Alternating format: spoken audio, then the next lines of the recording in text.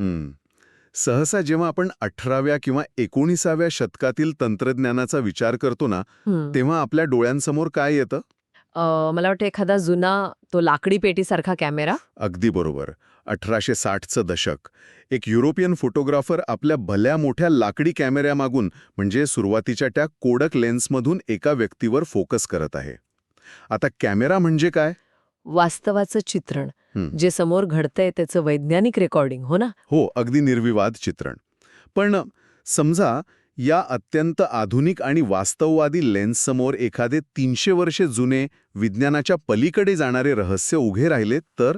अरे बापरे! विचार करा, लेन्समधून दिसणारी ती व्यक्ती सामान्य माणूस नसून शतकानुशतके एका वारुळात समाधी अवस्थेत राहून बाहेर आलेला एक महायोगी असेल. तर तो क्षण कसा असेल? हा खरोखरच अंगावर काटा आणणारा विचार आहे.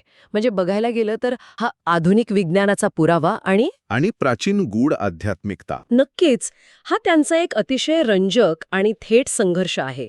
एकीकडे पाश्चिमात्य तंत्रज्ञानाने दिलेला फोटोग्राफिक एव्हिडन्स आणि दुसरीकडे भारताची शतकानुशतके चालत आलेली तर्काच्या पलीकडे जाणारी श्रद्धा. हे दोन्ही प्रवाह त्या एका कोडकच्या फोटोमध्ये एकत्र येतात. आणि म्हणूनच आजच्या या माहितीपूर्ण प्रवासात, या सखोल चर्चेत आपण एका अशाच अद्भुत आणि बहुआयामी विषयाचा वेध घेणार आहोत. आजची तारीख आहे 18 मार्च 2026. आणि या येत्या 20 तारखेला श्री स्वामी समर्थ प्रकट दिन आहे. बरोबर. आणि आज आपल्याकडे स्रोतांचा जो विस्तृत स्टॅग किंवा संच उपलब्ध आहे ना, त्यात स्वामी समर्थांचा ऐतिहासिक आणि आध्यात्मिक प्रवास तर आहेच, पण त्याचबरोबर आजच्या काळातील काही अतिशय ठळक आणि वरवर पाहता पूर्णपणे असंबंधित वाटणाऱ्या बातम्याही आहेत. म्हणजे आजच्या ताज्या घडामोडी. हो, जसे की झिरोदाचे संस्थापक नितीन कामत यांचा सायबर सुरक्षेचा आणि मोबाईल ॲप्सचा मुद्दा, बदलापूरमधील मजुरांची गॅस टंचाई, ठाण्याच्या खाडीतील पर्यावरणाचा प्रश्न आणि थेट केदारनाथमधील प्रवेशाचे नवे नियम सुद्धा. बरोबर. हो ना. आता ऐकायला हे विषय एकमेकांपासून अगदी वेगळे आणि विस्खळीत वाटू शकतात. नक्कीच. कुठे 14व्या शतकातील इतिहास, कुठे 19व्या शतकातील अक्कलकोट आणि कुठे आजची सायबर सुरक्षा किंवा गॅस टंचाई. पण या सखोल चर्चेचं मुख्य उद्दिष्टच हे आहे की स्रोतांमध्ये दिलेल्या स्वामी समर्थांच्या जीवनातील ऐतिहासिक नोंदी केवळ कथा म्हणून न वाचता त्यामागील तत्वज्ञान समजून घेणे. अगदी, आणि सर्वात महत्त्वाचे म्हणजे ती शिकवण आजच्या या धकाधकीच्या, माहितीच्या स्फोटाने आणि अनिश्चिततेने भरलेल्या आधुनिक जीवनाशी नेमकी कशी जोडली जाते याचा अर्थ शोधणे. हा खूपच महत्वाचा पैलू आहे. चला तर मग याच्या अगदी मुळाशी जाऊया. एका मोठ्या आश्चर्याने आपण सुरुवात करू. 1856 मध्ये अक्कलकोटला प्रकट झालेले स्वामी समर्थ थेट 14व्या शतकातील इतिहासाशी कसे जोडले गेले आहेत? अच्छा, म्हणजे नृसिंह सरस्वतींचा संदर्भ. हो, आपल्या स्रोतांमध्ये एक अतिशय थक्क करणारी ऐतिहासिक नोंद आहे. 1378 मध्ये पिठापूर येथे जन्मलेले नृसिंह सरस्वती, ज्यांच्याबद्दल असं सांगितलं जातं की वयाची 7 वर्ष पूर्ण होईपर्यंत ते ओम या शब्दाव्यतिरिक्त काहीही बोलत नसत. हो, आणि पुढे जाऊन त्यांचा संबंध चक्क बहामनी सुलतान अल्लाउद्दीन दुसरा ह्याच्याशी येतो. ही सांगड कशी बसते? यातली सर्वात आकर्षक गोष्ट मला ही वाटते की इथे इतिहास आणि आख्यायिका एकाच बिंदूवर येऊन मिळतात. आपण फक्त भक्ती साहित्याचा विचार करत नाही आहोत. म्हणजे ऐतिहासिक नोंदींचाही आधार आहे तर? नक्कीच. बहामनी दरबारातील नोंदी आणि इतिहासकारांच्या संदर्भानुसार सुलतान अल्लाउद्दीन दुसरा याला एक असा गंभीर आजार किंवा फोड आला होता जो कोणत्याही राजवैद्याला बरा करता येत नव्हता. अरेच्छा. तेव्हा तो नृसिंह सरस्वतींना भेटायला गेला आणि तिथे तो आश्चर्यकारकपणे बरा झाला. हा निव्वळ श्रद्धेचा भाग नाहीये. म्हणजे याला तत्कालीन राजकीय आणि ऐतिहासिक संदर्भ आहेत? अगदी बरोबर. एक हिंदू संन्यासी आणि एक मुस्लिम सुलतान यांच्यातील हा प्रसंग त्या काळातील सामाजिक समन्वयाचंही एक उत्तम उदाहरण आहे असं मला वाटतं. हे खरंच आश्चर्यकारक आहे की इतिहासाच्या पानांवर या नोंदी सापडतात. पण खरी कहाणी आणि गुंतागुंत यानंतर सुरू होते. कर्दळीवराचा प्रसंग. हो.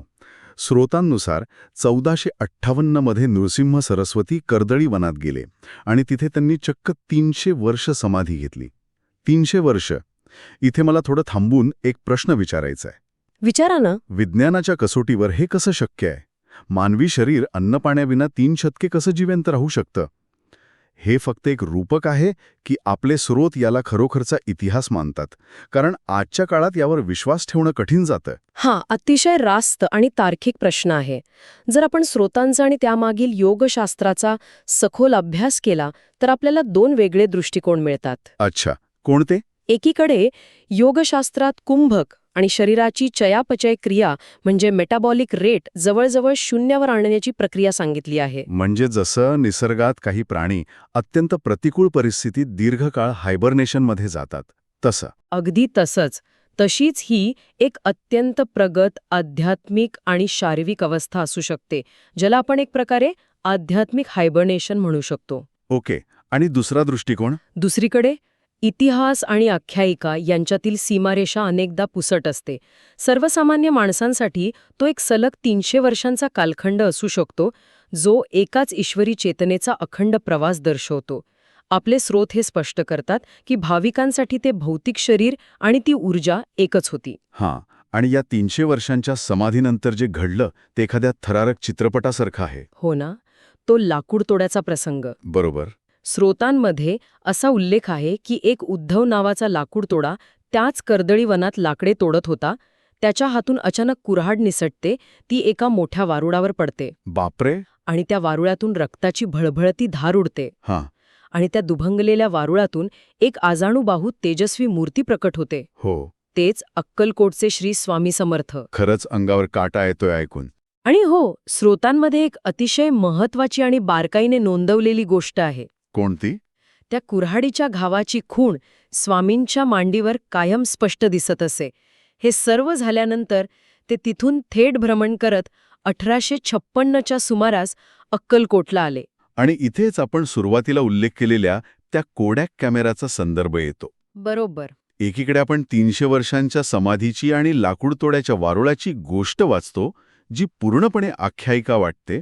पण दुसरीकडे 1860च्या दशकात काढलेला स्वामींचा तो पहिला फोटो आपल्याकडे एक भक्कम पुरावा म्हणून उपलब्ध आहे. तो फोटो एक दुवा आहे, जो मिथक आणि आधुनिक इतिहास यांना जोडतो. अगदी तंतोतंत. जर आपण हे एका व्यापक दृष्टिकोनातून पाहिलं तर लक्षात येईल की तो फोटो एक पुरावा आहे की हे सत्पुरुष खऱ्या अर्थाने भौतिक जगात अस्तित्वात होते. बरोबर आहे. त्यांच्या सभोवताली घडणाऱ्या घटनांनी त्यांच्या अस्तित्वाने तत्कालीन मानवी मनाला इतके सखोल प्रभावित केले की त्यातून या आख्यायिका जन्मल्या किंवा त्या खऱ्या ठरल्या. काळ कोणताही असो, मानवी दुःख, आजार आणि त्यावर उपाय शोधण्याची प्रवृत्ती सारखीच असते. तो सुलतान असो किंवा सर्वसामान्य लाकूड तोड्या. आणि हेच भ्रमण करत स्वामी 1856मध्ये अक्कलकोटला आले. तिथे सलग 22 वर्षे ते राहिले. 30 एप्रिल 1878 रोजी त्यांनी अवतार कार्य संपवले. पण ह्या 22 वर्षांच्या वास्तव्यात त्यांनी नेमके काय केले? त्यांच्या दरबारात नेमके काय घडत होते हा महत्वाचा भाग आहे. हो, बऱ्याच श्रोत्यांना ठाकूरदास कीर्तनकाराची गोष्ट माहीत असेलच. पण आज आपण श्रोत्यांच्या आधारे त्यामागील मानसशास्त्र समजून घेणार आहोत. कारण या गोष्टी केवळ चमत्कार नाहीयेत, तर मानवी वर्तनाचे धडे आहेत. होय, पहिली कथा आहे ठाकूरदास या कीर्तनकाराची.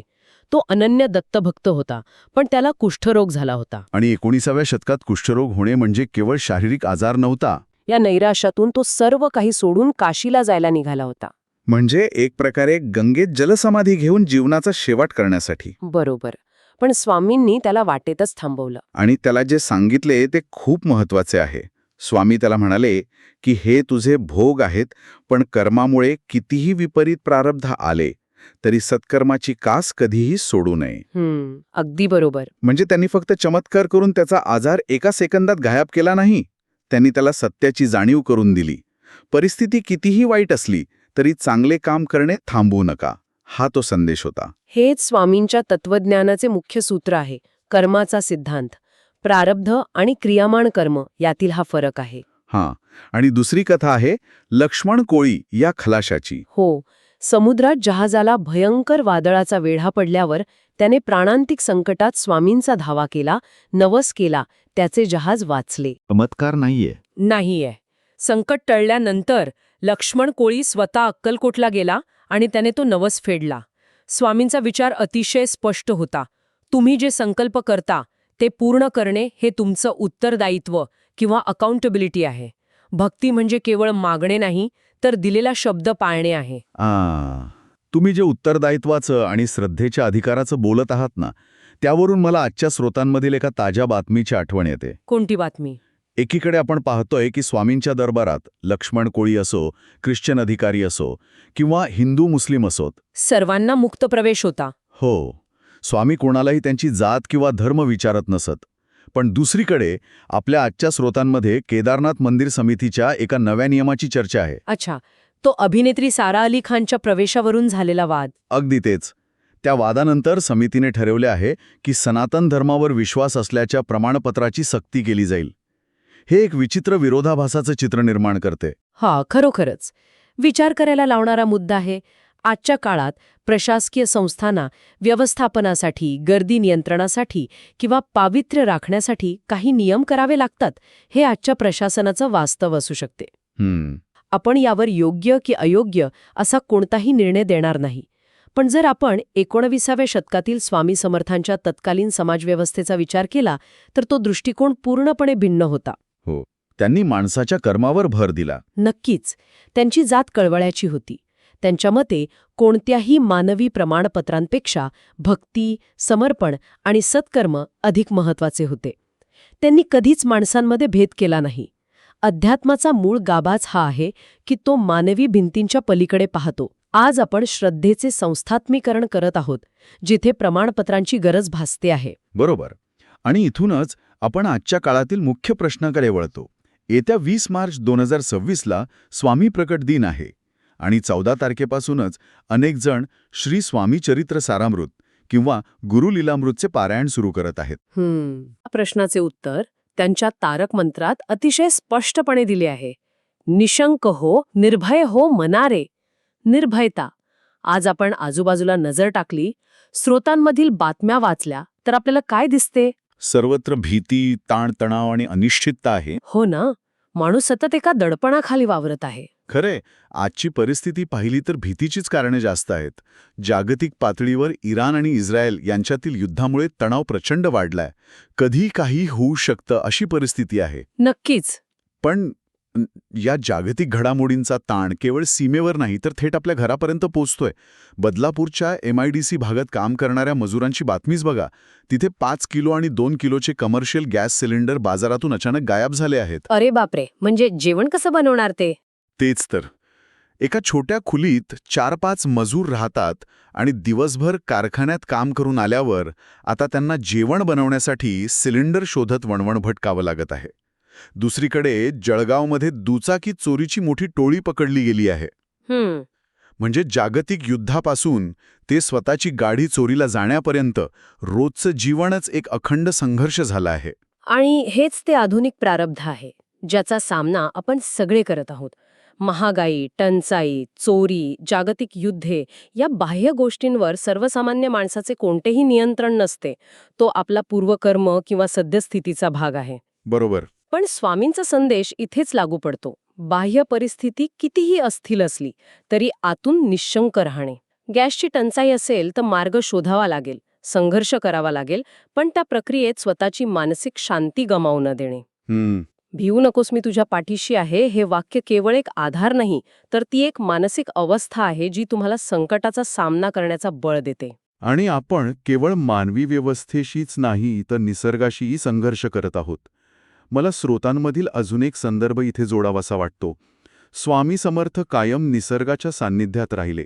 हो, कर्दळीवनात 300 वर्ष, मंगळवेढ्यात रानात. आणि अक्कलकोटला तर त्यांनी चक्क एका वटवृक्षाखाली आपलं स्थान बनवलं. पण आज आपण त्याच निसर्गाची काय अवस्था केली आहे?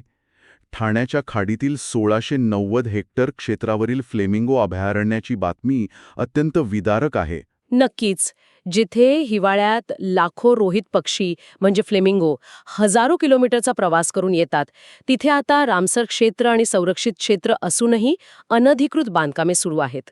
हो, 200हून अधिक पक्ष्यांचा अधिवास धोक्यात आला आहे. खारपुटीची जंगले नष्ट केली जात आहेत. निसर्गावर प्रेम करणाऱ्या स्वामींचा हा एक मूक संदेशच आहे. वटवृक्ष हे अखंडत्वाचे, सर्वांना सावली देणाऱ्या विशालतेचे आणि निसर्गाच्या अस्तित्वाचे प्रतीक आहे. आज ठाण्याच्या फ्लेमिंगो पक्ष्यांचा अधिवास वाचवण्यासाठी हाच दृष्टिकोन लागू पडतो. जेव्हा आपण निसर्गाचा नाश करतो, तेव्हा आपण केवळ पक्ष्यांवर नाही, तर आपल्याच भविष्यावर कुऱ्हाड चालवत असतो. या सर्व गोंधळात, पर्यावरणाच्या ऱ्हासात आणि माहितीच्या अतिरेकात स्रोतांमध्ये एक अशी बातमी आहे जिचा अर्थ मला सुरुवातीला पूर्णपणे उलगडला नाही. कोणती बातमी? ती बातमी आहे झिरोधाचे संस्थापक नितीन कामथ यांची. त्यांनी अलीकडेच स्पष्ट केले आहे की ते स्वतःच्या मोबाईलवर कोणतेही नेट बँकिंग ॲप वापरत नाहीत. अच्छा, असं का? कारण ती ॲप्स अनावश्यक परवानग्या किंवा परमिशन्स मागतात. तुमचे SMS वाचण्याची, कॉन्टॅक्ट लिस्ट पाहण्याची, कॉल्स ट्रॅक करण्याची परवानगी. या सगळ्यांचा बँकिंगशी काय संबंध? बरोबर आहे, काहीच संबंध नाही. त्यांचे जे काईट ॲप आहे ते 0 परवानग्यांवर म्हणजे 0 परमिशन्सवर चालते. सायबर सुरक्षेच्या दृष्टीने हा एक मोठा मुद्दा आहे. पण या तांत्रिक बातमीचा आपल्या या आध्यात्मिक चर्चेशी नेमका काय संबंध असू शकतो? इथे मी थोडा गोंधळलोय. हा संबंध अतिशय खोल आणि मार्मिक आहे. विचार करा, आजच्या डिजिटल जगात आपण ॲप्सना परवानग्या देताना का घाबरतो? कारण आपला वैयक्तिक डेटा चोरीला जाण्याची किंवा आपलं नियंत्रण गमावण्याची आपल्याला भीती असते. अगदी बरोबर. तंत्रज्ञान आपल्याकडून सतत काहीतरी ॲक्सेस मागत असते. बरोबर. सायबर सुरक्षेचा हा मुख्य गाभा आहे. 0 परमिशन्स म्हणजे जिथे तुमचा डेटा पूर्णपणे सुरक्षित आहे आणि तुमच्यावर कोणतीही पाळत ठेवली जात नाही. आता हेच सूत्र अध्यात्मात लागू करा. अच्छा, कसं?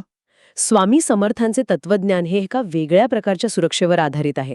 तुम्ही त्याला 0 कंडिशन फेथ किंवा 0 अटींची श्रद्धा म्हणू शकता. हे थोडं अधिक स्पष्ट करूया. म्हणजे जसे ॲप्स अटी घालतात तसे ईश्वराच्या दरबारात नाहीये. अगदी बरोबर. खऱ्या श्रद्धेला तुमच्याकडून कोणत्याही परवानग्यांची गरज नसते. तुम्हाला तुमचे बँक बॅलन्स, तुमची जात, तुमचा धर्म किंवा कोणतेही प्रमाणपत्र ईश्वराला दाखवण्याची गरज नसते. बरोबर आहे. तुम्ही विश्वासाने स्वतःला समर्पित केले तर ती वैश्विक ऊर्जा तुमचं जीवन, तुमचा डेटा सुरक्षित ठेवते. नितीन कामत जसे सायबर जगात 0 परमिशन्स तंत्रज्ञानावर विश्वास ठेवतात, तसेच आध्यात्मिक जगात पूर्ण आत्मसमर्पण हे 0 कंडिशन फेथवर चालते. तिथे फक्त निष्काम कर्म आणि निस्सीम श्रद्धा हवी असते. कोणताही स्वार्थ किंवा अटी नसलेली ती एक शुद्ध अवस्था आहे. अरे वा, हे खरोखरच एक अद्भुत साधर्म्य आहे. मग आपण या संपूर्ण सखोल चर्चेचा सारांश काय काढू शकतो? आज आपण 14व्या शतकातील इतिहासापासून ते 21व्या शतकातील डेटा प्रायव्हसीपर्यंत प्रवास केला. ही चर्चा केवळ एका ऐतिहासिक व आध्यात्मिक कथेपुरती मर्यादित राहिलेली नाही, हे नक्की. अजिबात नाही. ही चर्चा आजच्या सायबर धोके, पर्यावरणाचा ऱ्हास, गॅस टंचाईसारखे रोजचे संघर्ष आणि जागतिक तणाव या सर्वांमध्ये आपलं मन शांत आणि स्थिर ठेवण्याची एक विचारधारा आहे. माहितीच्या अतिरेकात जगताना जेव्हा चारी बाजूंनी नकारात्मक बातम्यांचा मारा होतो, तेव्हा स्वामींचा भिऊ नकोस हा संदेश एक प्रचंड मोठा मानसिक आधार बनतो. तो आपल्याला शिकवतो की परिस्थिती हाताबाहेर असली तरी आपली आंतरिक शांती आपल्याच हातात आहे. आणि म्हणूनच आपण स्रोतांच्या तळाशी जातो. ज्ञान प्राप्त करणे, वेगवेगळ्या दृष्टिकोनातून विचार करणे, इतिहासाला वर्तमानाशी जोडून पाहणे, यातूनच खऱ्या अर्थाने आपण वेल इन्फॉर्म्ड होतो. नक्कीच.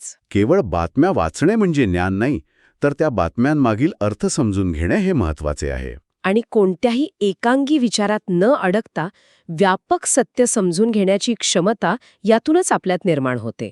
भूतकाळातील चुकांमधून शिकून वर्तमानात स्थिर कसे राहायचे हेच आपण यातून शिकतो. जाता जाता मी सर्व श्रोत्यांना एक विचार करायला लावणारा प्रश्न देणार आहे, ज्यावर तुम्ही शांतपणे स्वतःशीच विचार करा.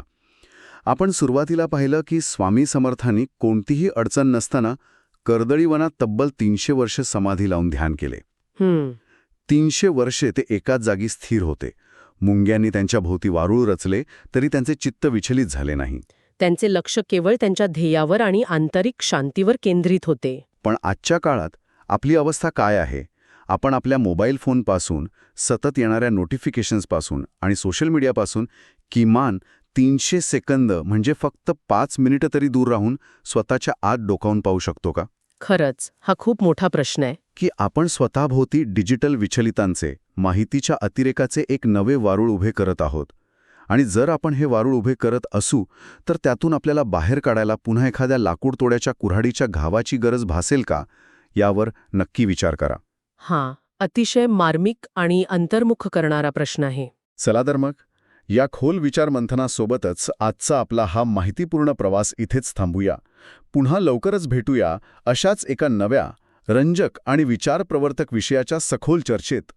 तोपर्यंत सतर्क रहा, निसर्गाची काळजी घ्या आणि कोणत्याही अटीविना सत्कर्म करत रहा.